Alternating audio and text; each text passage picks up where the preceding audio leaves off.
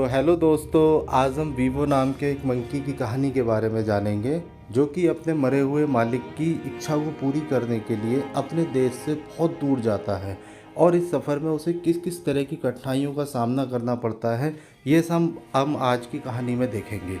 तो चलिए, कहानी शुरू होती है और हम एक ब्यूटीफुल से शहर हवाना को देखते हैं और यहाँ रहने वाले लोग तो और भी प्यारे और शांत स्वभाव के हैं। तभी हम आंद्रे को देखते हैं जो पूरे शहर में म्यूजिक बजाता है और उसे म्यूजिक से बहुत प्यार है।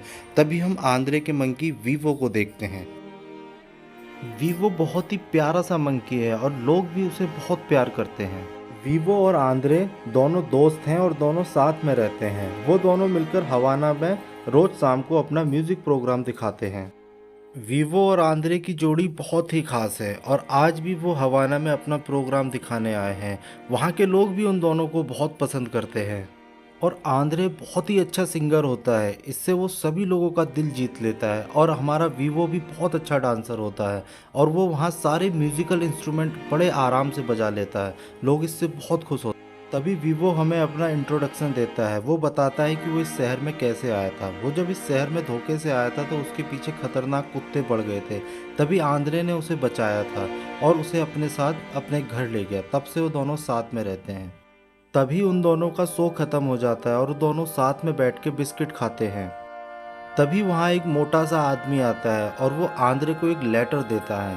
आंद्रे उस लेटर को देखता है और तभी हमें पता चलता है वो लेटर मार्था का है।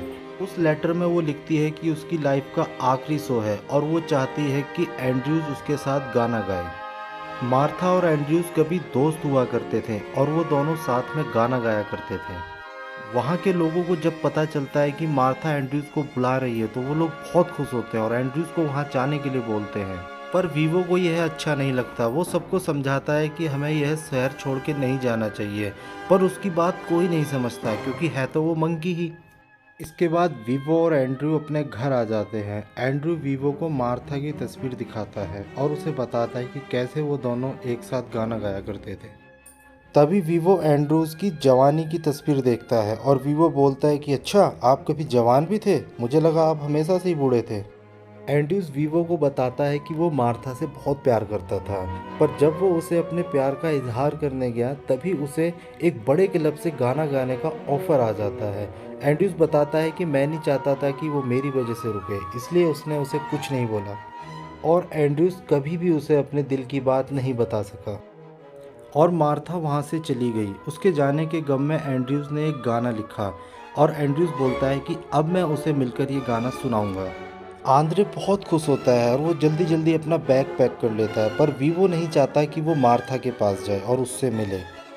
वीवो बहुत उदास हो जाता है, पर आंद्रे उसे समझाता है कि मुझे ये गाना मार्था को सुनाना ही होगा ताकि मार्था को पता चले कि वो उससे कितना प्यार करता है। पर वीवो ये सुनकर उससे गुस्सा हो जाता है और बाहर चला जाता है। तभी वीवो को भी ये एहसास होता है कि आखिर वो भी तो अकेला था और आंद्रे ने उसे पाला, उसे प्यार दिया, तो मुझे भी उसे उसके प्यार से मिलने से नहीं रोकना चाहिए और वो मान जाता है। और वीवो भी खुशी खुशी अपना बैग पैक कर लेता है और वो जब सुबह आंद्रे के पास जाता है तो देखता है कि आंद्रे अब इस दुनिया में नहीं रहा।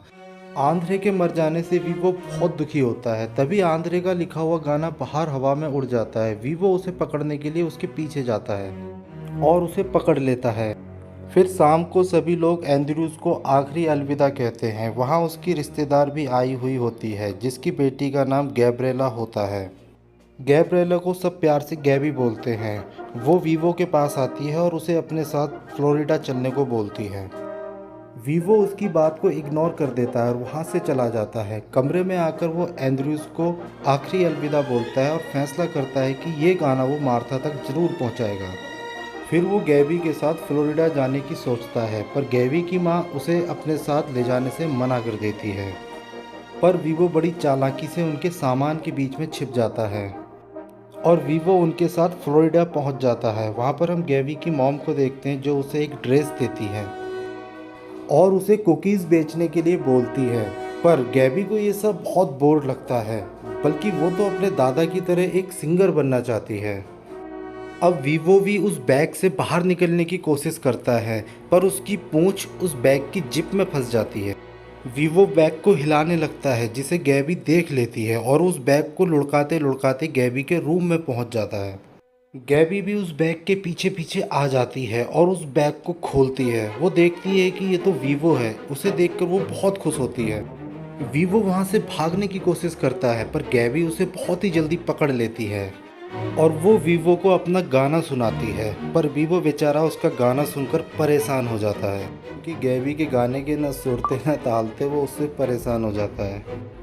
बड़ी ही मुश्किल से वो गैबी से बचते बचाते वहाँ से बाहर भाग जाता है और तभी गैबी को भी मार्था का लेटर मिलता है जो उसने एंड्रू को भेजा था।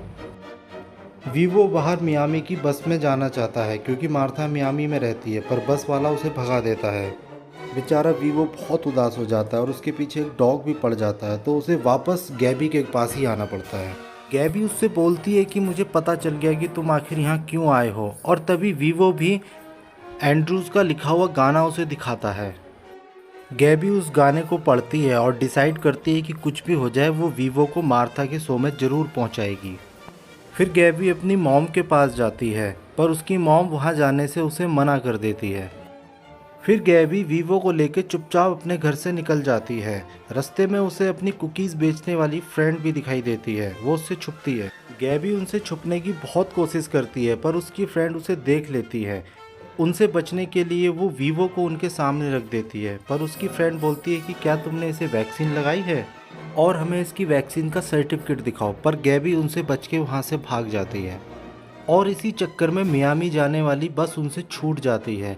गैबी साइकिल से उस बस का पीछा करती है और गैबी की फ्रेंड भी उसका पीछा करती हैं क्योंकि वो वीवो की वैक्सीन लगवाना चाहती हैं। और इसी चक्कर में गैबी और वीवो पुल से नीचे गिर जाते हैं। नीचे एक रेत का जहाज होता है जहाँ वो फंस जाते हैं।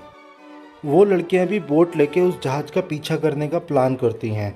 उधर वीवो और गैबी भी कुछ उल्टी सीधी हरकतें करके मियामी जाने के लिए निकल पड़ते हैं। उधर गैबी की मॉम को भी पता चल जाता है कि गैबी मियामी गई है। इससे वो बहुत ज़्यादा गुस्सा होती है। फिर अगले सीन में हम गैबी और वीवो को दिखाते हैं जो जंगल के रास्ते से मियामी की ओर बढ़ रहे हैं। वो दोनों साथ में गाना गाते हुए आगे बढ़ रहे होते हैं। तभी वहाँ पर बहुत ज़ोरों से बारिश आ जाती है और वो दोनों बह जाते हैं। वो दोनों एक दूसरे से अलग हो जाते हैं। वीवो जंगल में भटक जाता है। वीवो गैबी को हर जगह ढूंढने लगता है पर वो उसे नहीं मिलती। तभी उसे एक बर्ड दिखाई देता है जिसका नाम डक होता है। वीवो उससे हेल्प मांगता है पर वो कहता है कि मेरा दिल तो पहले ही टूटा हुआ है, मेरी गर्लफ्रेंड मुझे छोड़ के चली गई है। तब वीवो उसकी हेल्प करने की सोचता है और वीवो उसकी गर्लफ्रेंड को मना लेता है और उसे उससे मिलवा देता है और फिर वो बर्ड अपनी गर्लफ्रेंड के साथ उड़ जाता है। वहीं हम अगले सीन में मियामी में देखते हैं कि मार्था स्टेज पे एंड्रयूज़ का वेट कर रही है क्योंकि वो नहीं जानती है कि एंड्रयूज़ अब इस दुनिया में नहीं रहा। फिर अगले सीन में हम गैबी को देखते हैं जो अपनी टूटी हुई बोट पर बैठी हुई है। उसका खाना भी खो गया है। तभी हम उसकी कुकी बेचने वाली फ्रेंड को देखते हैं जिनके हाथ में एंड्रयूज़ का लिखा हुआ गाना भी है। वो उसे बोलती है कि अगर गाना चाहिए तो बदले में हमें वीवो चाहिए। गैबी उन्हें बताती है कि वीवो खो गया है। तभी वो सब मिलकर वीवो को ढूंढने लगते हैं। फिर हम वीवो को देखते हैं जो बहुत ज़्यादा परेशान है। वहाँ उसे एक छोटू सा कीड़ा भी मिलता है जो उसे चुप रहने को बोलता है। ये सुनकर वीवो को गुस्सा आ जाता है। वो उससे कहता है क्या तुमने मुझे चुप चुप रहने को बोला, मैं तो चिल्लाऊंगा। और वो ज़ोर से चिल्लाता है। तभी वहाँ पर एक बहुत बड़ा सांप आ जाता है। वो सांप वीवो को पकड़ लेता है और उसे खाने वाला होता है। जैसे तैसे वीवो उससे भागता है पर उससे भाग नहीं पाता। लेकिन तभी वीवो का बर्ड दोस्त उसे आकर बचा लेता है और वो बर्ड और उसकी गर्लफ्रेंड वीवो की हेल्प करने का वादा भी करते हैं। इसके बाद हम देखते हैं कि गैबी वीवो को ढूंढ रही है। तभी वही सांप गैबी को खाने के लिए आ जाता है। वीवो वहाँ पर आकर उन्हें बचा लेता है।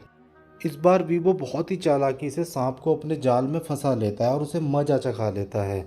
गैबी वीवो को देखकर बहुत खुश होती है और गैबी की फ्रेंड भी इस बार वीवो की मदद करने की सोचती है पर गलती से वो गाना पानी में गिर के खराब हो जाता है। इससे वीवो बहुत उदास हो जाता है। उधर मार्था को भी पता चल जाता है कि अब एंड्रयूज़ इस दुनिया में नहीं रहा। वीवो गैबी और उसकी वो फ्रेंड उदास होकर वापस घर की ओर लौटने लगती हैं। वीवो बहुत दुखी होता है। तभी गैबी उस गाने को गुनगुनाने लगती है पर वीवो को उसका गाना अच्छा नहीं लगता। वो उसे एक धुन सुनाता है और उसे बताता है कि तुम्हें ये गाना इस धुन के अनुसार गाना चाहिए। तभी गैबी के दिमाग की बत्ती जलती है। वो कहती है कि मुझे गाने के बोल पता हैं और वीवो को गाने की धुन, मतलब गाना खोया नहीं है, अभी भी हमारे पास मौका है। फिर वो तुरंत ही बोट को मियामी की तरफ घुमा देते हैं और गाने को दोबारा से लिखने लगते हैं। उधर गैबी की मॉम भी मियामी पहुंच जाती है और अपनी बेटी को ढूंढने लगती है। फिर गैबी, वीवो और उसकी फ्रेंड मियामी पहुंच जाते हैं, पर यहाँ पर गैबी की मॉम उसे देख लेती है। गैबी उनसे बचते बचाते भागती है और किसी तरह गैबी को मार्था तक पहुंचा देती है और उसे अपना बेस्ट फ्रेंड का बैंड भी देती है। इसके बाद वीवो मार्था के पास आता है। मार्था वीवो को देखकर उसे पहचान जाती है क्योंकि उसने एंड्रयूज़ की फ़ोटो में उसे देखा था। इसके बाद वीवो एंड्रयूज़ का लिखा हुआ लेटर मार्था को दे देता है। मार्था ये देखकर बहुत इमोशनल हो जाती है और बोलती है आई लव यू टू। और इसके बाद वो वीवो को गले लगा लेती है और कहती है कि आंद्रेस को तुम पे बहुत प्राउड फील होगा। इसके बाद वीवो जाता है और गैबी के पास पहुंच जाता है। वीवो गैबी को गले लगा लेता है। वहाँ पर गैबी की मॉम भी होती है, पर अब वो उनसे नाराज़ नहीं है क्योंकि गैबी ने उन्हें सब बता दिया था और वो उन दोनों को गले लगा लेती है। इसके बाद वो उन दोनों को मार्था के शो में लेकर जाती है, जहाँ हम देखते हैं कि मार्था एंड्रयूज़ का लिखा हुआ गाना गा रही है। ये गाना सुनकर वीवो भी इमोशनल हो जाता है। इसके बाद हम अगली सुबह देखते हैं कि वीवो अब गैबी के साथ रहता है और गैबी और वीवो मिलकर फ्लोरिडा की चौक पर रोज़ गाना गाते हैं और धमाल मचाते हैं। और एक बार फिर से वीवो अपने ठुमकों से वहाँ सबका दिल बहला लेता है और यहीं हमारी कहानी समाप्त हो जाती है। तो दोस्तों आपको आज ये आपको ये मूवी कैसी लगी कृपया कमेंट करके बताएं और हमारे रोज चैनल ऐसी को ही सब्सक्राइब भी प्यारी करें मूवी ताकि मैं देखने के आपके लिए लिए रोज मेरे एक नई चैनल को ऐसी ही जरूर कहानी लेकर सब्सक्राइब आऊँ। करना। तब तक के जी लिए हाँ, बाय सही बाय। सुना।